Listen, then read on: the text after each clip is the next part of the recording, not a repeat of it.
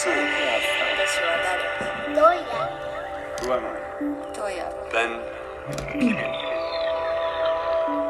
¿Quién soy? ¿A qué vine aquí? ¿Cuál es el propósito de mi existencia?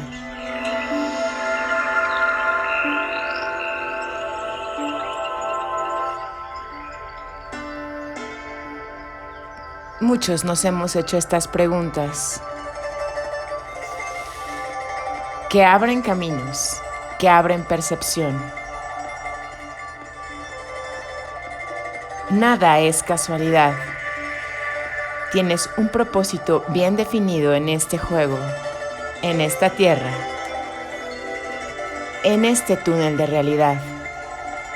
Tu labor es recordarlo, empeñarte en ello y hacer tu vida lo más divertida, luminosa, productiva, inspiradora posible. Bienvenido, caminante.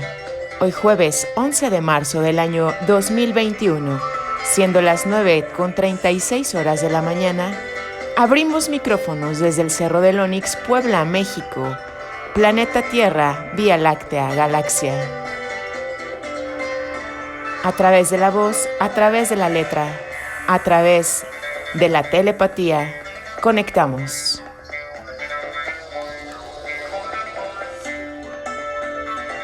Presentando el capítulo 2 del maravilloso libro de John C. Lilly, El centro del ciclón. Un accidente casi mortal. Ningún experimento es un fracaso. Que sea este una excelente experiencia.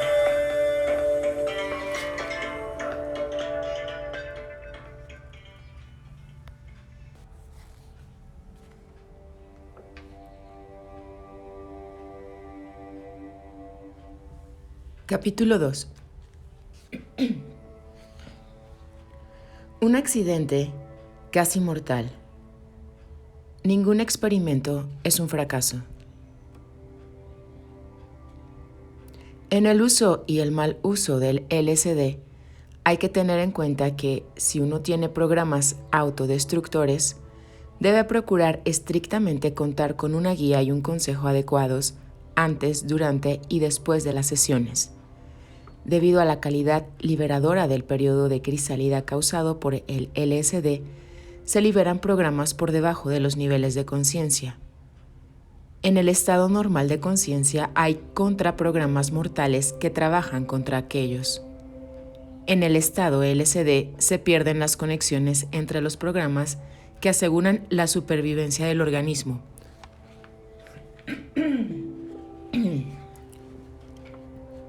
Durante mi segunda sesión de LSD, se habían liberado grandes cantidades de dolor, de ira y de culpabilidad. Durante aquella sesión, había conseguido romper mis lazos emocionales con mi esposa. Esto causó la liberación de un programa mortal, aunque no lo advertí hasta después de pronunciar mi discurso y de apretar el botón del ascensor. En las semanas que siguieron a mi salida del hospital, pude reconstruir el periodo de amnesia y saber lo que había pasado. Por lo visto, había subido a mi habitación del hotel sintiéndome sumamente solo y dolorido, lleno de remordimiento y presa de un programa que no reconocí. La sensación de LSD me había hecho perder muchas defensas contra este programa particular. Me resisto a entrar en detalles en este episodio porque, como dijo Freud, al llegar a cierto punto, uno debe ser discreto consigo mismo y con sus amigos. Solo daré los detalles orgánicos biológicos sin mencionar los significados psicológicos personales para demostrar cómo un programa almacenado que se impone puede causar un accidente. Y accidente entre comillas. Al ponerme una inyección de antibiótico, inyecté, entre comillas, accidentalmente, bajo mi piel una espuma procedente de un detergente. La jeringuilla contenía un residuo de detergente que yo no había limpiado bien. De algún modo, las burbujas se habían introducido en mi sistema circulatorio, habían pasado a los pulmones y se habían alojado en el cerebro, incluido mi corteza visual. Entonces había caído inmediatamente en coma. Más tarde conseguí salir de las profundidades del coma, llegar al teléfono de la habitación y llamar a la telefonista, a la cual envió al detective del hotel. Volví a caer en coma. Cuando llegó el detective, me pidió que le diese el nombre de un amigo en el hotel. Haciendo un gran esfuerzo, solo pude pensar en un neurólogo de Chicago. Mientras tanto, sentía fuertes latidos en la cabeza y pensaba que se habría roto algún vaso del cerebro. Nunca había experimentado un dolor tan terrible. Me sumí de nuevo en el coma. Me esforcé en salir de él y nombré a un amigo que estaba en el hotel. Este me dijo más tarde que cuando llegó a mi habitación yo estaba en coma y que tardó 6 horas en conseguir una ambulancia. Mientras tanto, yo yacía en la cama del hotel. Recuerdo muy bien la experiencia interior que se produjo mientras estaba en el llamado coma. El dolor de cabeza, las náuseas y el vómito me obligaron a dejar mi cuerpo. Me convertí en un centro enfocado de conciencia y viajé por otros espacios y me encontré con otros seres, entes o conciencias. 2 de ellos se acercaron a mí a través de un gran espacio vacío y vieron, sintieron y me transmitieron ideas orientadoras e instructivas. Es muy difícil traducir esta experiencia en palabras, porque no se intercambió palabra alguna. Solo pensamientos y sentimientos puros eran transmitidos y recibidos por mí y por aquellos 2 entes. Intentaré expresar con palabras lo que ocurrió. Estoy en un gran lugar vacío donde solo hay luz. Es una luz dorada que viene del infinito y penetra todo el espacio en todas direcciones. Yo soy un solo punto de conciencia, de sentimiento, de conocimiento y sé que soy. Esto es todo. Me hallo en un espacio muy tranquilo, pasmoso, venerable. No tengo cuerpo, no necesito un cuerpo, no hay cuerpo, solo soy yo, lleno de amor, calor y radiación. De pronto, aparecen a lo lejos 2 puntos similares de conciencia, fuentes de radiación, de amor, de calor. Siento su presencia, veo su presencia, sin ojos, sin cuerpo. Sé que están allí, por consiguiente están allí. Al acercarse en mi dirección me siento más y más cerca de cada uno de ellos que penetran mi propio ser. Transmiten pensamientos consoladores, reverenciales, pasmosos. Me doy cuenta de que son seres mucho más grandes que yo. Empiezan a instruirme. Me dicen que puedo permanecer en este lugar, que he dejado mi cuerpo, pero que puedo volver a él si lo deseo. Entonces me muestran lo que ocurriría si dejase mi cuerpo atrás, lo cual es una alternativa que puedo seguir. También me muestran dónde puedo ir si me quedo en este lugar. Me dicen que todavía no es hora de que abandone mi cuerpo de un modo permanente, que todavía tengo una oportunidad de volver a él. Me dan una confianza total y absoluta, la certidumbre total de la verdad de mi ser en tal estado. Sé con absoluta certeza que ellos existen, no tengo la menor duda, no necesito hacer un acto de fe, es así y lo acepto. Su amor magnífico, profundo y poderoso me abruma hasta cierto punto, pero en definitiva lo acepto. Al acercarse más, me siento cada vez menos yo mismo y más de ellos en mi ser. Se detienen a una distancia crítica y me dicen que en este momento solo he alcanzado el desarrollo que me permite aguantar su presencia a esta distancia particular. Si se acercasen más, me inundarían y yo me perdería como ente cognitivo, confundiéndome con ellos. También me dicen que yo les he dividido en dos, porque esta es mi manera de percibirlos, pero que en realidad son uno en el espacio donde me encuentro. Dicen que yo insisto en ser todavía un individuo, forzando una proyección sobre ellos como si fuesen dos. Y además me comunican que si vuelvo a mi cuerpo y me desarrollo más, percibiré en definitiva la unidad de ellos y de mí y de muchos otros. Dicen que son mis guardianes, que han estado conmigo antes de ahora, en momentos críticos y que en realidad están siempre conmigo, pero que yo no me hallo de ordinario en un estado en el que se pueda percibirles. El estado en que puedo percibirles es cuando estoy cerca de la muerte del cuerpo. En este estado no existe el tiempo. Hay una percepción inmediata del pasado, del presente y del futuro, como en el momento actual.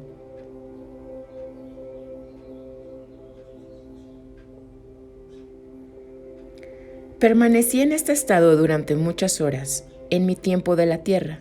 Después volví a mi cuerpo en el hospital. Sentí un dolor distinto en la cabeza y al salir del coma advertí que me estaban inyectando algo en las arterias carótidas del cuello. Inmediatamente comprendí que estaban buscando una lesión cerebral, una hemorragia en el cerebro y que me inyectaban una sustancia radioopaca para los rayos X. Una vez extinguido el dolor, caí de nuevo en coma y volví junto a mis guardianes. La próxima vez que volví a mi cuerpo y desperté, me hallé en una habitación de hospital. El dolor de cabeza había desaparecido, pero no podía ver.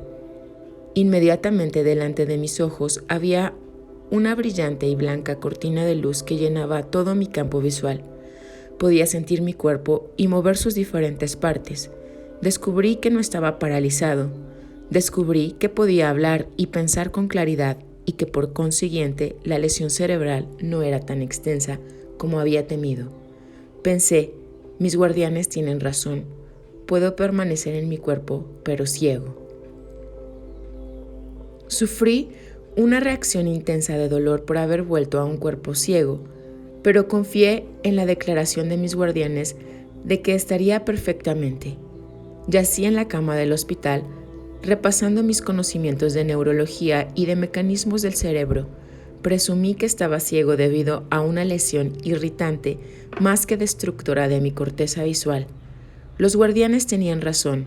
Debía esperar hasta comprobar qué cantidad de visión había perdido cuando cesara la irritación, cuando se apagara la luz blanca y cegadora.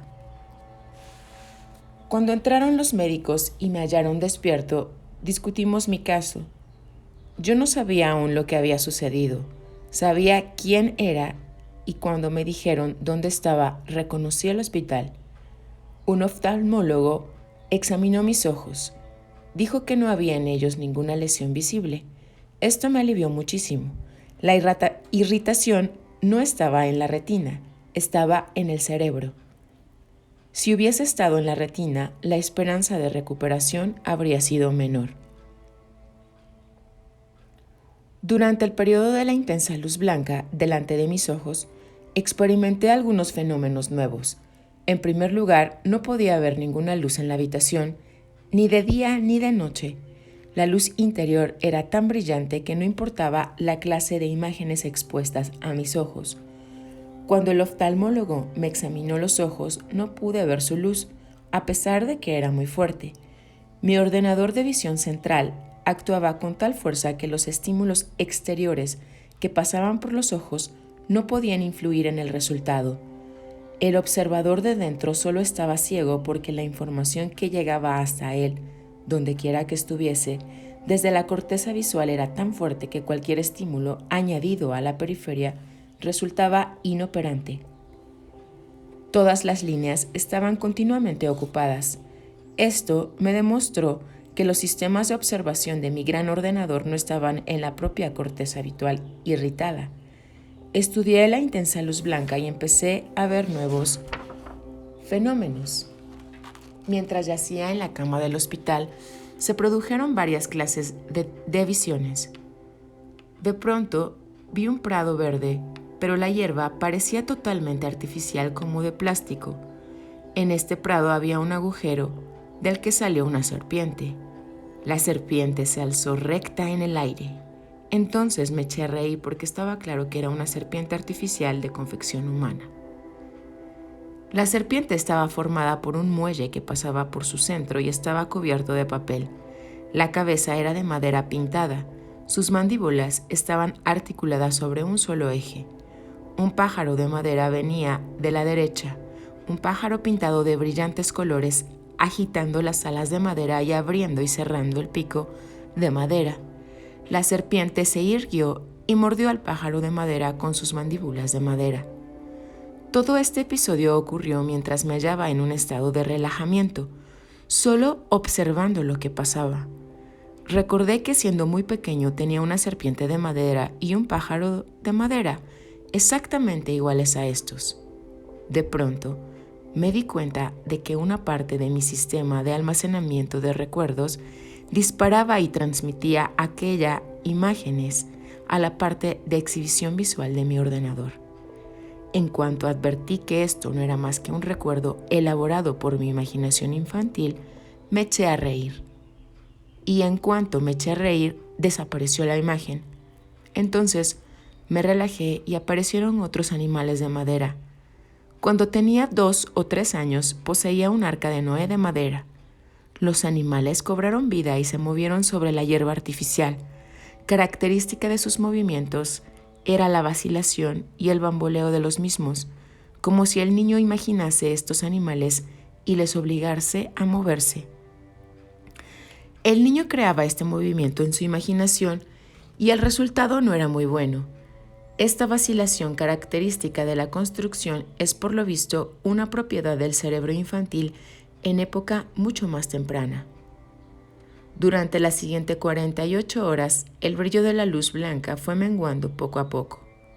Desaparecieron las visiones infantiles y en su lugar apareció un hervidero de puntos de luz y de oscuridad parecidos a insectos que se movían en el campo visual. Descubrí que podía programar su dirección de vuelo y su velocidad. Si pensaba que se moverían en una dirección determinada, el hervidero se movería después en esa dirección.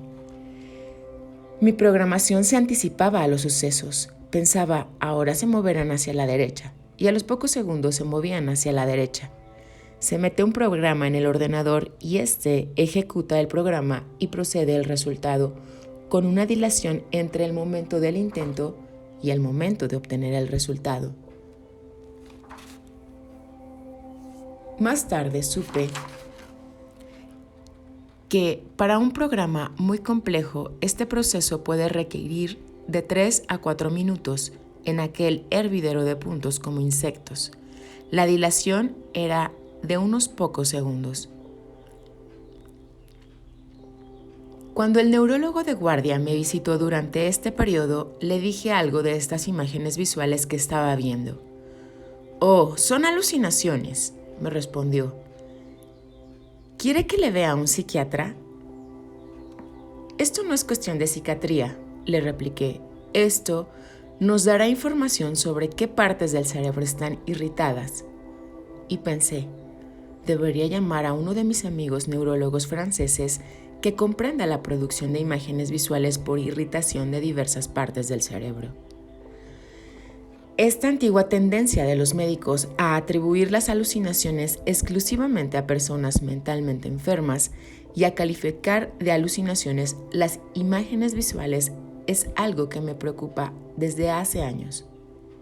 Sin embargo, aprendí mi lección y no volví a hablar de estas cuestiones con ningún miembro del personal que me atendía. La brillante luz blanca decreció en intensidad y después de 18 horas llegué a un punto en que los estímulos de los ojos podían penetrar en mí. La primera vez que pude volver a ver fue en plena noche cuando entró una enfermera para ponerme una inyección. Había una sola luz en la habitación y a través de la niebla de la luz blanca interna residual vi 2 círculos negros y una cara borrosa detrás de ellos. Era la cara de la enfermera y le dije, riendo aliviado, «Parece usted una lechuza». «¿Ya ve usted?», me preguntó. Sí, le respondí, y ella salió y fue en busca de uno de los médicos para que me examinara los ojos. Dentro de las 24 horas siguientes recobré mi visión casi totalmente intacta. Solo había 2 manchitas debajo de mi punto de fijación. Una en cada ojo, que persistieron. Sucesivas pruebas definieron estas 2 lagunas en mi campo visual y resultaron ser muy pequeñas. El oftalmólogo de servicio dijo que podría remediarse en unas pocas semanas, pero no fue así, y en los años que siguieron estas 2 manchitas permanecieron continuamente para recordarme los peligros que pueden acarrear esta clase de experimentos. Incluso hoy, después de 5 años, me resulta difícil leer columnas de números. Las manchas están debajo de los puntos de fijación y no veo subir las cifras al leerlas verticalmente. En cambio, puedo leerlas horizontalmente con toda facilidad. Me dijeron que me convenía una convalecencia de 6 semanas, sin leer demasiado, dejando que mi sistema nervioso se recuperase completamente. Un amigo me ofreció alojamiento en su casa durante algún tiempo. Fui al campo y pasé las 6 semanas siguientes recobrando las fuerzas. Durante este periodo de convalecencia analicé lo que había pasado. Recobré la mayoría de mis recuerdos y reconstruí la visión de mí mismo y mi visión de a dónde quería ir. Resultó ser que aquella experiencia de los guardianes era la 4ª vez que se había producido. Con anterioridad había abandonado 3 veces mi cuerpo y siempre bajo la amenaza de muerte.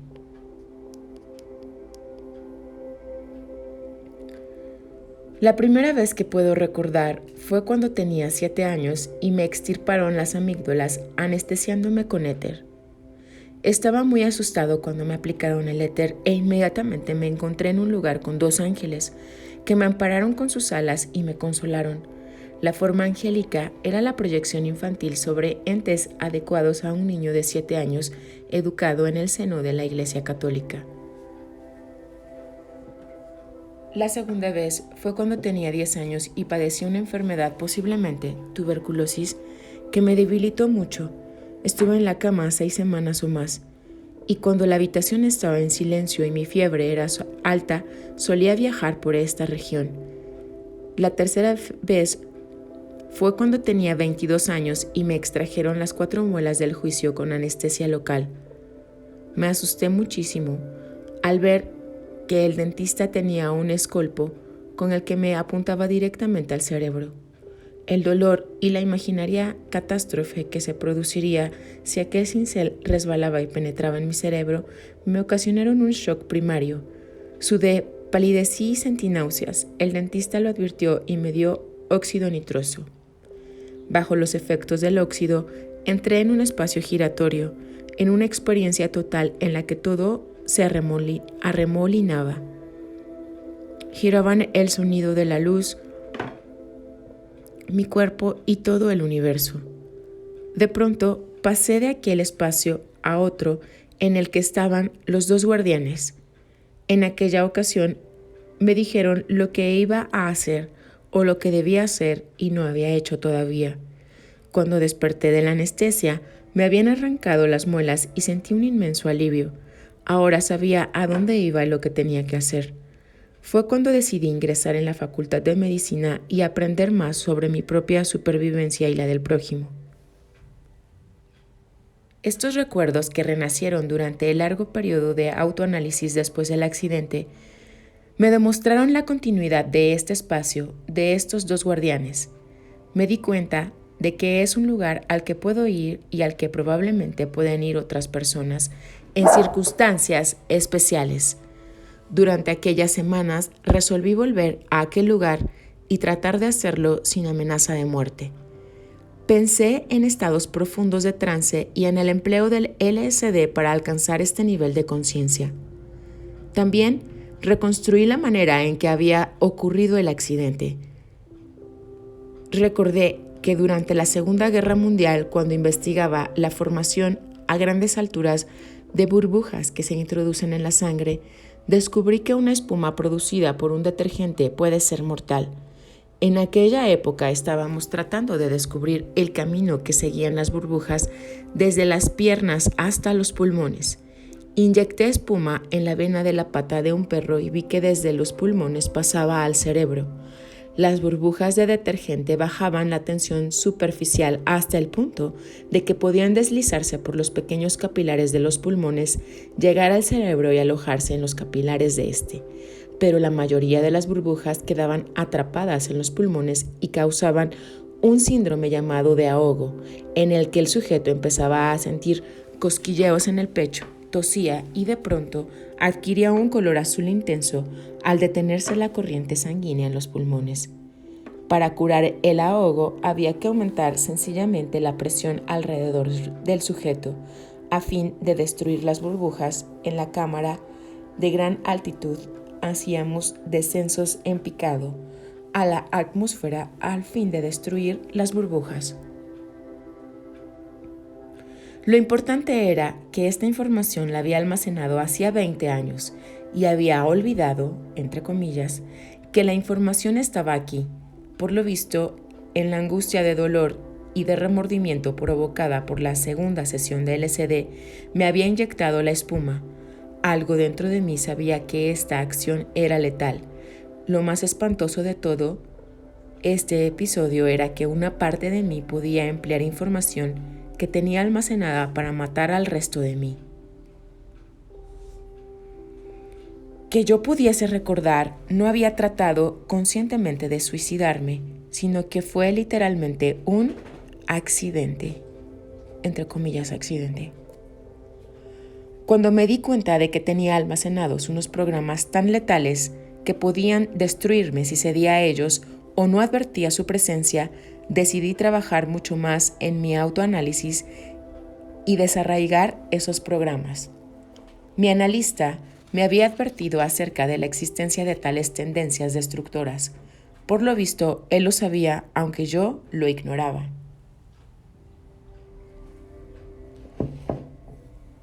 En realidad, me había asustado tanto antes de este episodio que había llamado a mi analista y concertado una cita para ir a verle el mismo día en que ocurrió el accidente.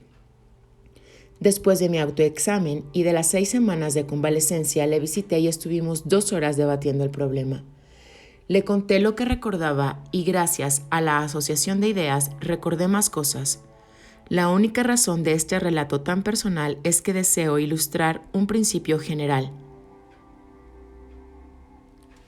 Pueden existir, además del yo despierto, otros sistemas ocultos de control del organismo que pueden programar pensamientos, sentimientos y acciones encaminados a la destrucción de aquel organismo particular. El LSD puede liberar estos programas, puede fortalecerlos y puede debilitar al yo superviviente despierto hasta el punto de que haya peligro de suicidio o de actividades autodestructoras. Por consiguiente, cada uno ha de examinarse con gran cuidado, hacer un autoexamen muy crítico y pedir ayuda a alguien que le conozca bien. Si alguien muestra algún indicio de tales programas, debe colocar todas las salvaguardas posibles a su alrededor para evitar que estos programas sean activados por el LSD hasta el punto de poner en peligro el propio cuerpo. Mi error fue solamente a 2 sesiones de LSD, con poco intervalo entre ambas, y sin una adecuada preparación para el análisis entre las 2 sesiones, y después de la segunda, el hecho de que tuviese que dar aquella conferencia interrumpió el periodo de autoanálisis para la segunda sesión. Posiblemente si hubiese podido realizar el análisis durante la semana que siguió a la segunda sesión, habría podido evitar aquel episodio casi fatal. Sospecho que cuando una persona bajo los efectos del LSD se cae de un balcón o se coloca delante de un automóvil en marcha, ello se debe a que se ha dado rienda suelta a estos programas. Creo que es debido más que a ilusiones o a engaños proyectados al mundo exterior, a la liberación de programas autodestructores durante periodos de intensa emoción que cabe provocar por técnicas que se expondrían más adelante. Igual que con el LSD, estos programas pueden activarse y llegar a dominar todo el sistema. Así, entre los mapas y la cartografía necesarios para una feliz navegación por los espacios interiores con LSD o con cualquier otro método, se incluyen también programas destructores. Conviene explorar estas zonas de peligro, no reprimirlas. Hay que explorarlas cuidadosamente y con una ayuda adecuada. En estas zonas se necesita un guía que le conozca bien a uno y que pueda hacérselas comprender, evitando de este modo que los programas destructores dominen la situación. Yo no tuve este guía y no utilicé el que estaba a mi alcance. Durante la segunda sesión, mi guía se había marchado. Yo había entrado en los espacios negativos sin nadie que me orientase, me corrigiese y me mostrase que había activado aquellos sistemas letales. Había sentido la necesidad de acudir a mi analista, pero el episodio se habría producido antes de que pudiese hacerlo. Al proyectar sucesivos experimentos con el LSD, me aseguré de que una persona buena y competente, bien asentada y bien centrada, estuviese inmediatamente a mi alcance en el lugar del experimento. De este modo, si se producía un pensamiento negativo de esta clase, podía acudir a esta persona y enderezar las cosas antes de que se escaparan a mi control. Yo había aprendido mucho de este episodio, pues dicen en los círculos científicos, ningún experimento es un fracaso.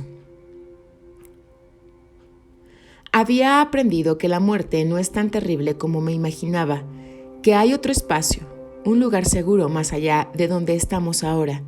En vez de asustarme y renunciar a ulteriores experimentos, me sentí intrigado y decidí explorar esta región.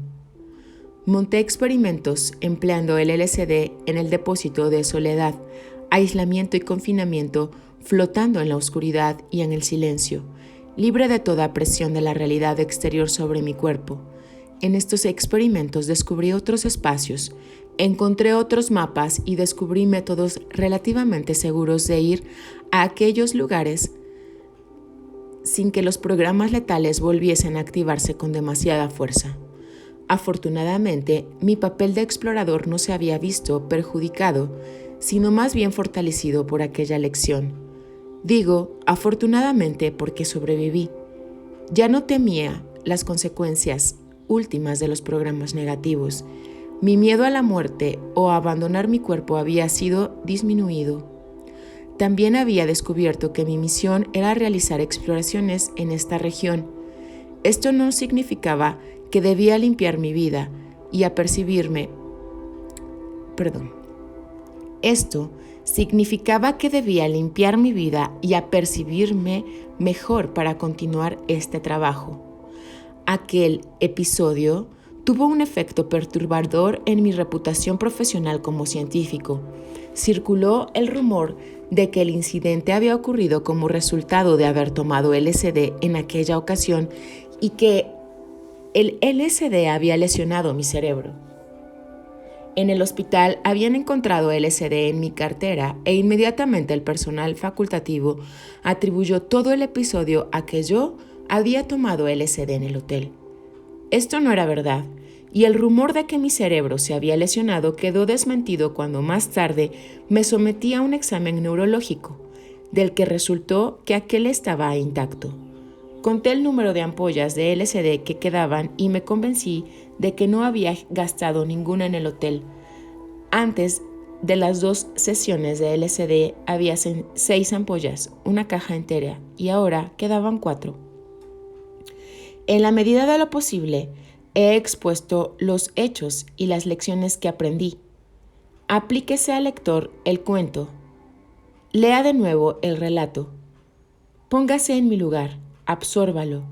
Grok in fullness. Puede que algún día le sirva para salvar un pasaje difícil en un viaje fallido.